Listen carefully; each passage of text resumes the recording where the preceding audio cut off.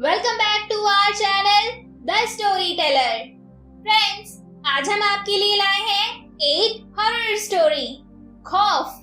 कहानी शुरू करने से पहले फ्रेंड्स, अगर आप हमारे चैनल पर नए हैं तो जल्दी से हमारे चैनल को सब्सक्राइब करें। नई नोटिफिकेशन को सबसे पहले पाने के लिए बेल आइकन प्रेस करना ना भूलें। और अगर आपको हमारा ये वीडियो पसंद आए तो इसे ज्यादा से ज्यादा लाइक और शेयर जरूर से जरूर करें। वैभव जो 26 साल का है, उसकी अभी अभी नई शादी हुई है और उसकी बीवी खूबसूरत है। ये दोनों हनीमून मनाने हिमाचल गए थे, जहां उन्होंने 4 दिन गुजारे। अब उनके दिल्ली अपने घर वापस आने का समय हो गया था। दोनों अपनी गाड़ी में बैठ गए और दिल्ली के लिए चल दिए। रात के 11 बज गए थे। अब वो हिमाचल की घाटी को पार करने ही वाले थे। रोड बिल्कुल सुनसान थी और गाड़ी बिल्कुल तेजी में जा रही थी। अचानक वैभव को अपनी गाड़ी के आगे एक औरत दिखी, जिसने लाल रंग की साड़ी पहनी थी। वो दूर से ही हाथ हिलाकर गाड़ी को रोकने का इशारा कर रही थी। उसको देखकर वैभव की बीवी ने उसे गाड़ी रोकने से मना कर दिया, क्योंकि उसको डर था कि ये कोई लूटपाट करने की चाल हो सकती है।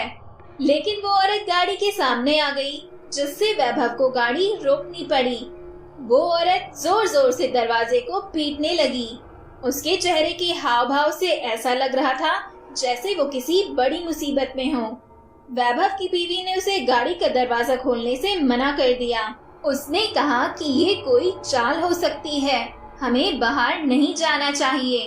पर वैभव ने कहा कि अगर सच में ये किसी मुसीबत में होगी तो, और उसे हमारी जरूरत हो, क्योंकि उसको देखकर वो अच्छे खासे घर की लग रही थी।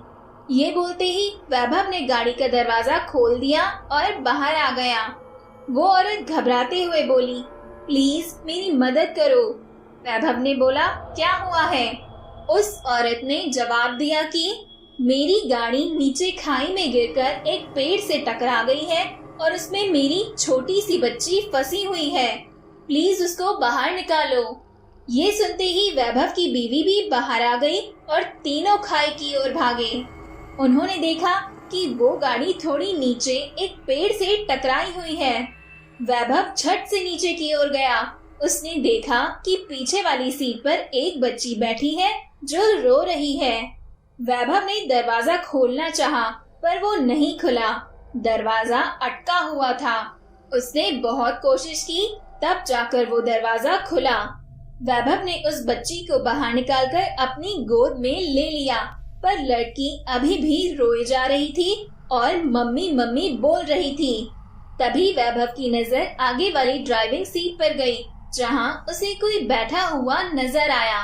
लेकिन गाड़ी का आगे वाला शीशा धुंधला था, तो साफ नजर नहीं आ रहा था। वैभव ने अपने कपड़े से उसे साफ किया और जो वैभव ने देखा, उसे देखकर उसकी पैरों तले जमीन ही खिसक गई। उसको विश्वास ही नहीं हो रहा था। उसने देखा कि आगे वाली सीट पर और कोई नहीं, उस बच्ची की माँ थी, और वो वही औरत थी जो मदद के लिए वैभव को बुला रही थी। उसने देखा कि उस औरत के माथे से खून निकल रहा है और उसकी मौत हो चुकी है। वैभव की पत्नी वैभव की ऐसी हालत देखकर झट से उसके पास आई और वो भी ये मंजर देखकर हैरान हो गई। ये देखते ही वैभव और उसकी पत्नी ने पीछे की ओर देखा, जहां वो औरत पहले खड़ी थी, पर अब वहां कोई नहीं था। दोस्तों, इस तरह हमारी ये कहानी भी यहीं पर खत्म होती है और अब बारी है एक अजब गजब किस्से की। रेस्टोरेंट में बीफ फ्राइड। एक चाइनीज जिसे हिंदी और इंग्लिश दोनों ही ठीक से नहीं आती थी, इंडिया आया और एक रेस्टोरेंट में गया। वेटर मेन्यू लेकर आया और उसे दे दिया। उसने मेन्यू देखा और एक नाम के आगे उंगली रख के बोला, this deep fried fast. Waiter ने सर खुजाया और बोला, सर कुछ और ऑर्डर करें, ये हम नहीं दे सकते। चाइनीज ने उसे कहा, no this deep fried. Waiter ने उससे कहा, सॉरी सर, कुछ और ऑर्डर करें। चाइनीज ने थोड़ा गुस्से में कहा, you Indian, only this, fast fast. कुछ देर से चल रहे इस सिलसिले को देखकर रेस्टोरेंट का मैनेजर आ गया और वेटर से बोला, अरे क्या बहस कर रहे हो, दे दो ना जो मांग रहा है। वेटर बोला, मैनेजर सर, वो मेन्यू के नीचे लिखे आपके नाम पर उंगली रख के मांग रहा है, डीप फ्राई। बोले तो दे दूं। तो दोस्तों, हमारा आज का ये अजब गजब किस्सा आप सभी को कैसा लगा, अपने कमेंट्स के जरिए हमें जरूर बताइएगा और साथ ही यह भी बताइएगा कि आपको क्या लगता है, क्या सचमुच वह एक माँ की आत्मा थी जो अपनी बच्ची की जान की रक्षा के लिए इधर उधर भटक रही थी। आपके कमेंट्स का हमें इंतजार रहेगा।